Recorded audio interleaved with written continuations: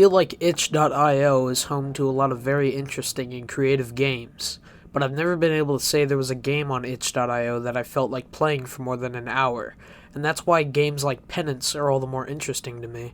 I like classic first-person shooters, a lot. Doom, Quake, Blood, all the games that revolutionized the FPS industry into what it is today. But whenever I see an itch.io game that prides itself on being inspired by retro shooters, I'm not all that excited to play it. Because half of every retro shooter on itch.io claims to be inspired by retro games, even though the only thing they have in common are terrible graphics.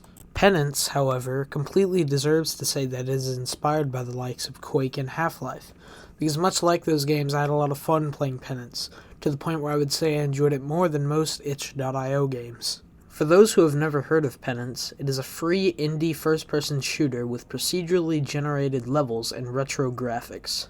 The plot of Penance is simple. You're a disgraced medieval lizard dude, labeled the Damned One, who has to seek penance for his actions by going into a weird hell portal and killing as many demons as monsters as he can. And it's pretty fun.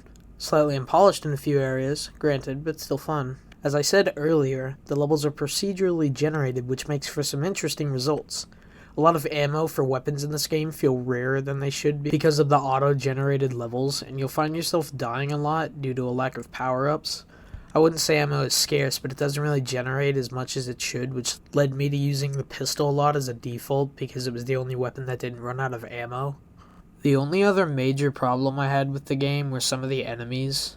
The enemies don't really have any sort of varied detection radius, so to speak, which leads to a lot of enemies all rushing you at once because they have the same area of detection.